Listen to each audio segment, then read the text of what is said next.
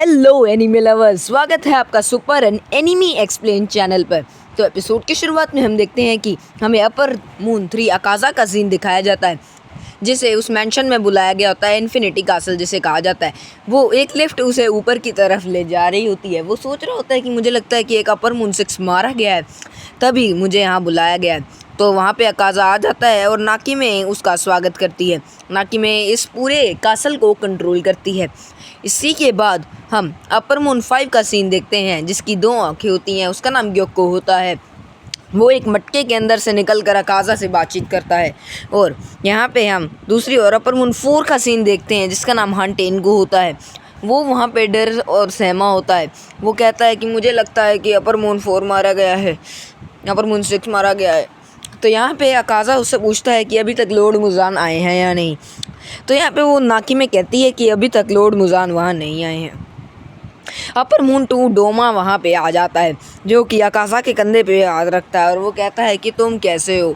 और यहाँ पे उससे वो बातचीत करता है कि मुझे लगता है कि एक और अपर मून मारा गया है, तो तुम्हें उसके हिसाब से कैसा लगता है। तो वहाँ पे ग्योंको कहता है कि उसकी 2 बड़ी बड़ी आंखें होती हैं।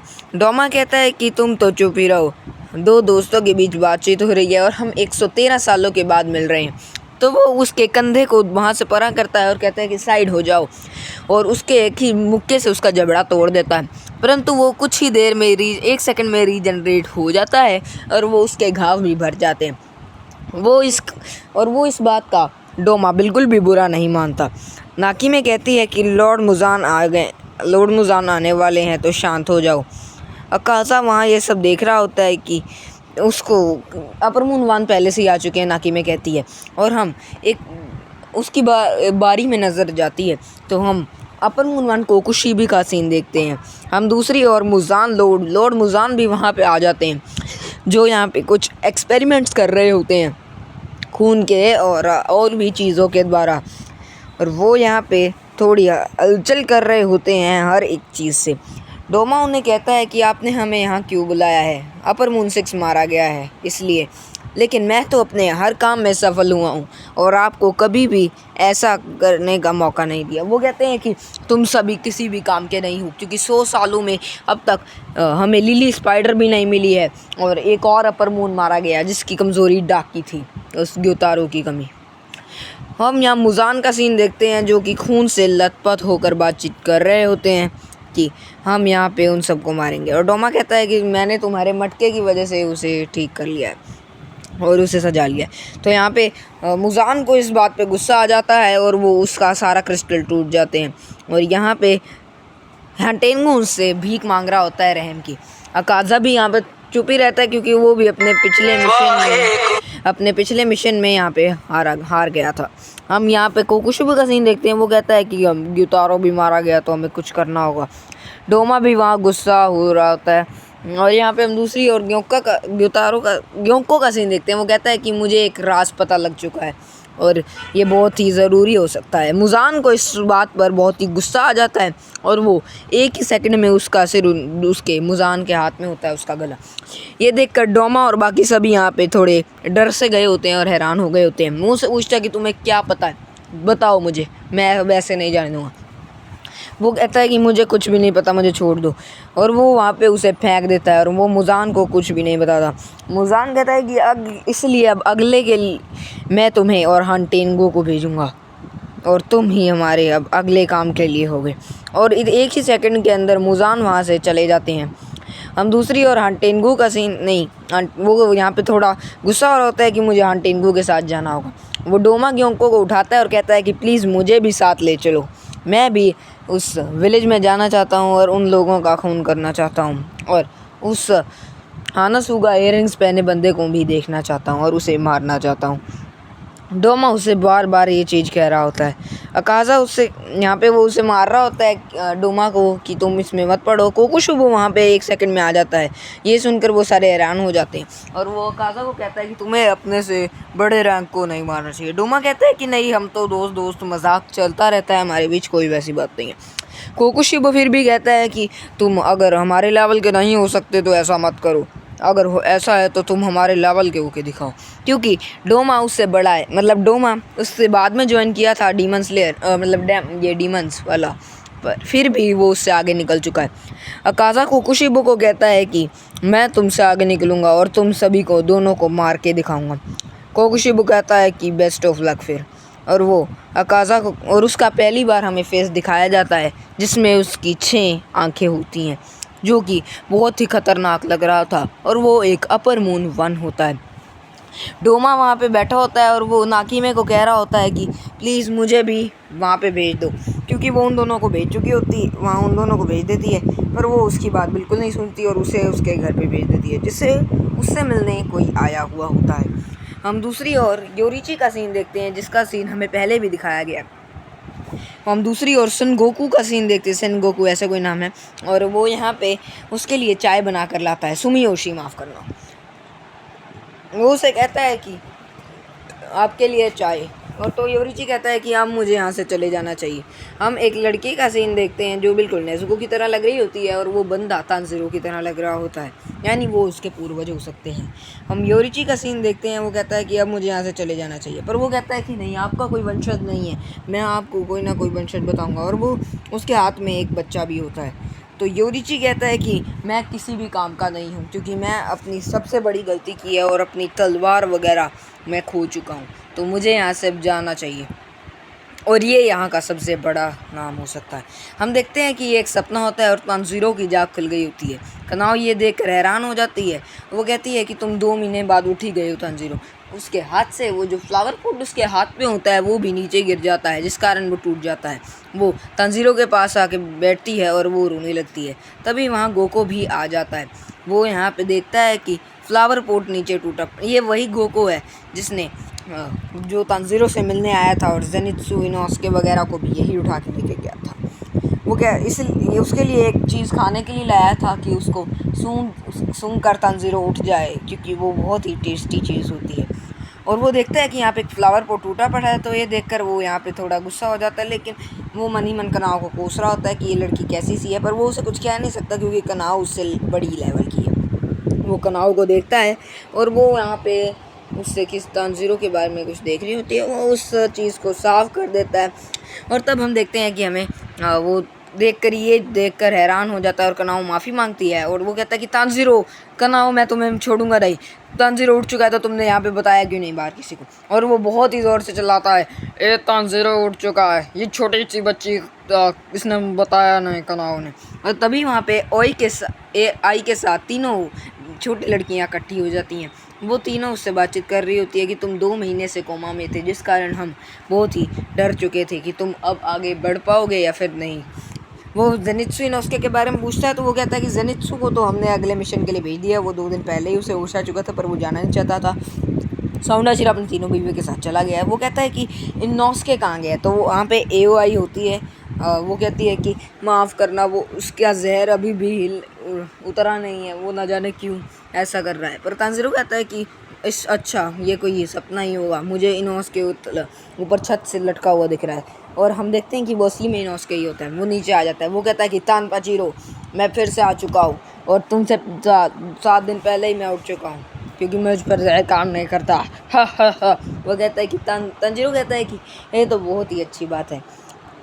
वो कहती है, वो यहाँ पे वही बताती है कि रेड होजर नाम का एक मतलब जानवर होता है जिस पर जहर का कोई असर नहीं होता है। इनोस्के को इस बात पे गुस्सा आ जाता है और वो उसे मारता है, और वो कहता है कि ऐसा ही इनोस्के है, उस पर भी जहर का कोई असर नहीं होता। ये सुनकर वो उसे गुस्सा आ जाता है और वो उस गोको को मारने लगता है। वो कहती है कि और तुम पे मेडिसिन का भी कोई असर नहीं रहता, इसलिए तुम संभल कर रहना चाहिए। ये सुनकर वो थोड़ा शांत हो जाता है, और कनाऊ सभी को चुप कराती है क्योंकि तानजीरो सो चुका होता है। हम तमायो की बिल्ली का सीन देखते हैं। वो तानजीरो को यहाँ देखने आई होती है। उसके बाद हम देखते हैं कि अगले दिन तानजीरो यहाँ पे पूरी प्रैक्टिस कर रहा होता है अपने लिए, और पूरी तरीके से इनोस्के भी ठीक हो जाता है और अपने अगले मिशन के लिए निकल जाता है, और वो पूरी प्रैक्टिस करता है, अपने अलग अलग मिशन पे जा रहा होता है इनोस्के। अब तानजीरो भी आगे से बढ़िया हो चुका होता है। जेनित्सु यहाँ पे हम देखते हैं कि सभी को तंग कर रहा होता है कि मुझे घर वापस भेजो, लेकिन जाना है। लेकिन यहाँ पे वो हम देखते हैं कि तानजीरो और भी प्रैक्टिस करता है सभी के साथ, मतलब आगे लेवल अप करता जाता है। और यहाँ पे वो कहता है कि मेरी तलवार बनी कि नहीं। वो एक लेटर देखते हैं एग्नस को का, जिस पे बहुत सारी गालियाँ भरी हुई होती हैं। वो कहती है कि अगर तुम्हें इतनी चिंता है अपनी तलवार की तो तुम्हें स्मोर्ट स्मिथ विलेज जाना चाहिए। वो दोनों लड़कियां भी उस लड़की की हाथ में सहमति करती हैं और वो तंजीरो कहता है कि मैं जाऊँगा, और तंजीरो अगले दिन उसके लिए तैयार हो जाता है।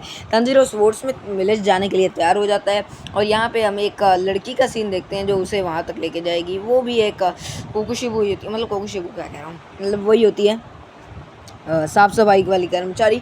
और हम देखते हैं कि स्पोर्ट्समिथ विलेज एक ऐसी जगह पे है जिसकी किसी को भी भनक नहीं है, ताकि उन पर कोई हमला ना कर दे।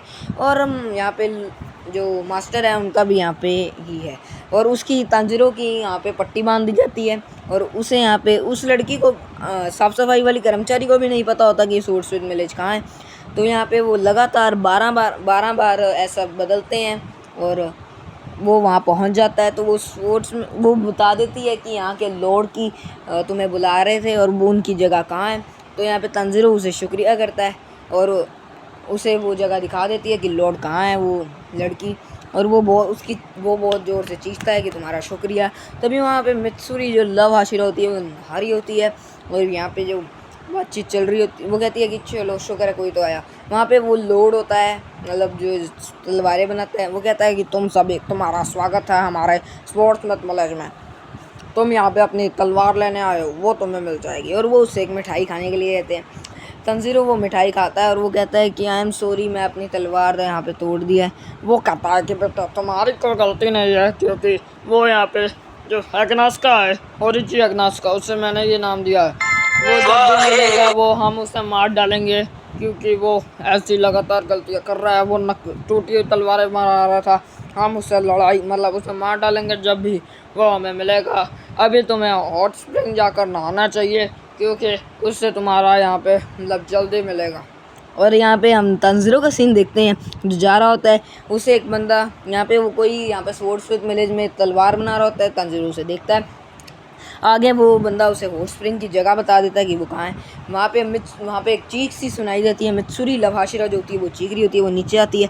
तो तांजिरो उसे रोकता है और उसके यहाँ पे कपड़े बंद कर देता है, क्योंकि अगर उस यहाँ पे वो ज़्यादा और ज़ोर से चीखे तो उसके कपड़े यहाँ पे उतर जाएंगे भाई, मतलब कुछ और दिख जाएगा। चलो उसके बाद हम मित्सुरी का सीन देखते हैं। वो कहती है कि वो तांजिरो पूछता है कि तुम चीख क्यों रही थी। वो कहती है कि एक लड़का को मैंने हेलो बोला वहाँ पे, तो उसने मुझे इग्नोर कर दिया, इसलिए। ये सुनकर वो हैरान हो जाती है।